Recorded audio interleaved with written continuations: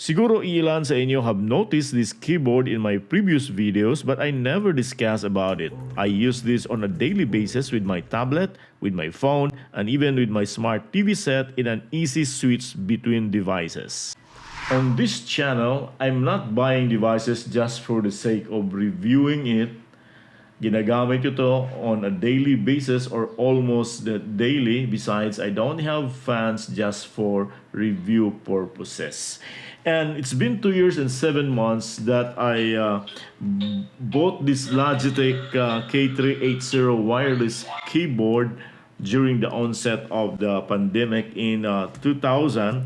Naisip ko siguro panahon na share my experience with this very reliable device that makes my daily tasks and routines smooth.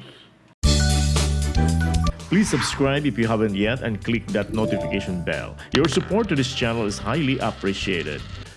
Unang pinalabas ng tech company Logitech ang keyboard na ito noong 2015 under the official model name K380 Multi-Device Bluetooth Keyboard. So this design is already more than 7 years and my unit has been with me for the past 2 years and 7 months. I bought this on Lazada at only 1,499 pesos.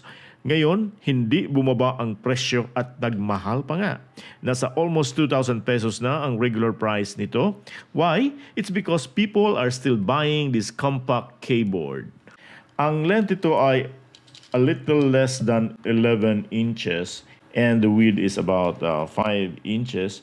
This is considered slim at half an inch sa pinakamakapal na portion here sa forward side and while nasa 1/4 of an inch ang dito sa rear. Minimalist ang design nito kasi pinagkasya niya dito ang 79 keys including the space bar. Although malayo ito sa full-size keyboard na merong at least 101 keys. Maliit ang kamay ko at saktong-sakto lang sa placement ng mga typing keys na pinagsiksik in a tight design. Ang mga keys nito ay low-profile scissor type with scooping. Ibig sabihin ng scooping sa keys ay medyo malalim towards the center at kasangkasya nito yung tip ng aking finger. Hindi naman masyadong malakas ang sound ng keys nito. It's tolerable lang ang noise ng keyboard.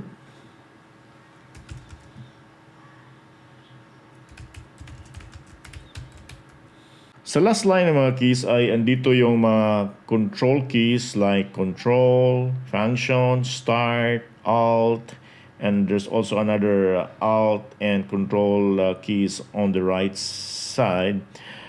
So ibig sabihin, this keyboard supports shortcuts like control C, for example, to copy, and you can use control V to paste. And also, you have Control X to delete, okay? Or cut. At the extreme bottom right ay ang arrow keys. You have your left, you have your right, you have your top and bottom. Ito lang yung navigation keys niya. Walang home or end and page up or down. This is designed with touchscreens in mind, tulad ng tablet or phone. Kung gusto mo sa top of the page, just scroll down the screen, okay? Sa itaas naman, or the first line ng mga keys are for various functions. Meron din siyang function keys that are numbered as F1, F2, up to F12. You can use the function keys by holding the function control button down below. For example, function control button plus F12, ang lalabas ay save as. And here also in the first line, the first 3 keys here after escape are highlighted. Iba ang color niya from the rest of the keys, naka-gray siya, because these are the AC switch keys.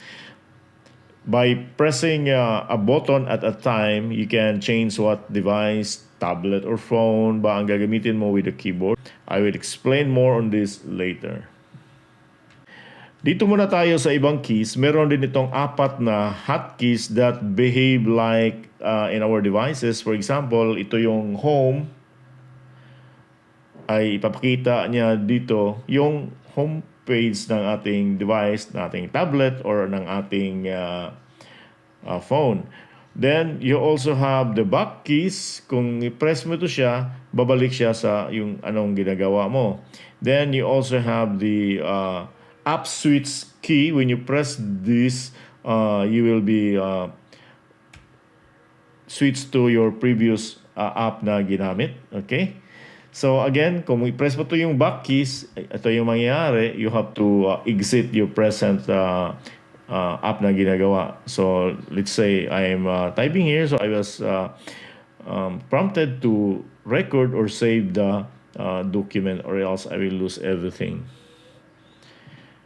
Then, meron din ito siyang pangatlo, hotkey. Ito yung contextual menu. If you press this one,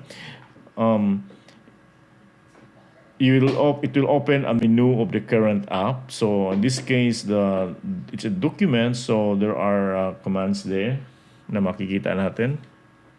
And the last group of special keys here are the media controls. So you have here rewind, pause and play, forward, mute, lower the volume or volume down, and volume up. These keys are convenient. Di mo na kailangan extending your arm to reach your tablet or phone for the media controls.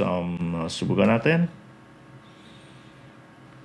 So let's play this video and press the button here, the play button. Looks familiar. Okay. No, this is I can increase the volume here.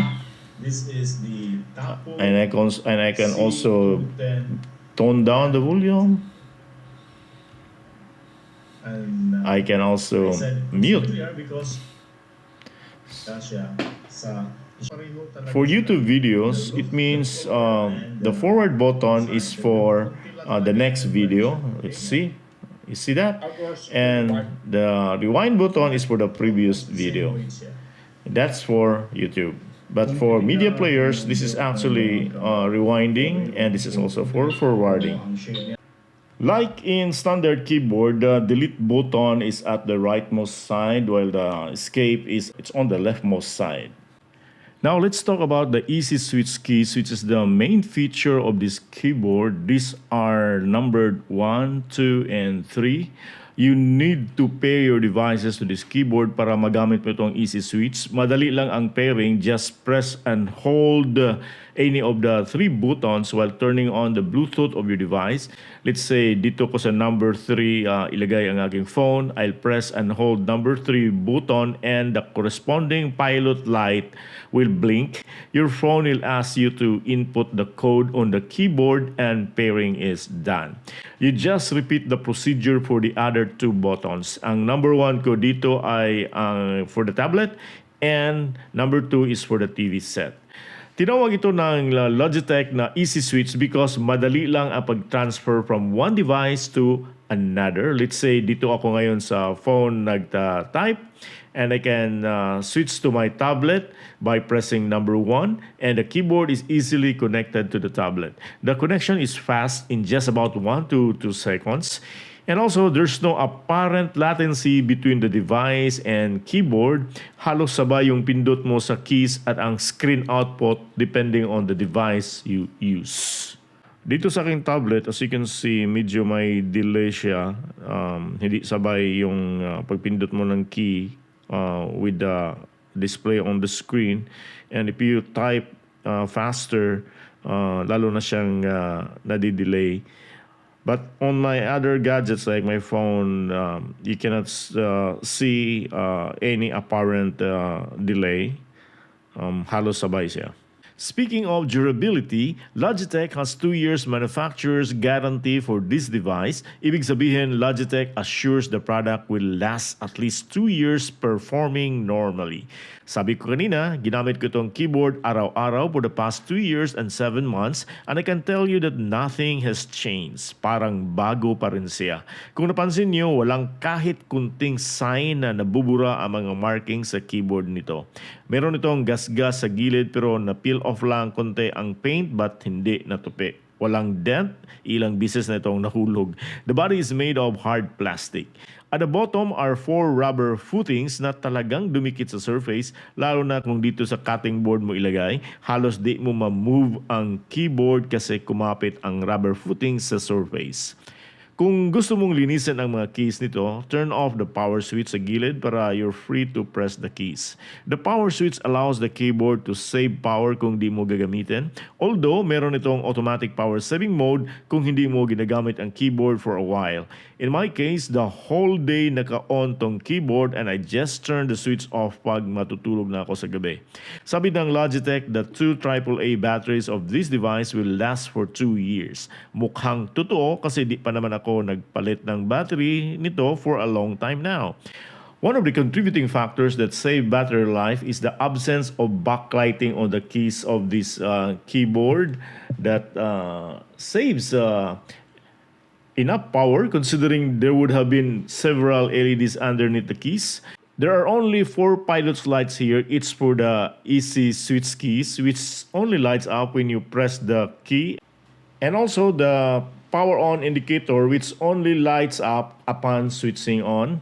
However, it's annoying sometimes that you won't know if the keys are on upper or lower case since the capstock is not indicated by a light. That indicator light is missing here. Katabi ng power switch ay ang kanyang power indicator na mag-iilaw once the power is on at saka mabilis nang mag-reconnect sa iyong device ang keyboard after power on. Sabi ng Logitech, this keyboard is minimalist. Check. It's modern. Check. Kasi wireless via Bluetooth at 3 pang devices ang mag-connect agad. And it's versatile. You can use it anywhere. The Bluetooth range is 10 meters, so angkop to for your smart TV when you do search on YouTube or movies without getting closer to the TV set. Instead of using your remote control to type in your searches on your smart TV, you can just use the keyboard here and type in your searches over here.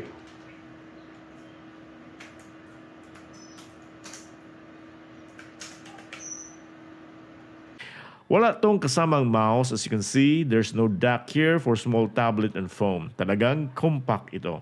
If you're going to use this on a PC, be sure your PC is a Bluetooth capable and at least Windows 7 yung OS and 10.8 or OS X in the case of Mac. This wireless keyboard is available in 5 colors. This is off-white, meron ding rose, dark gray, blue, and red. What is good if you buy this device at the Logitech official store, it has a 1-year warranty. If you have questions or experience about this device, please comment below.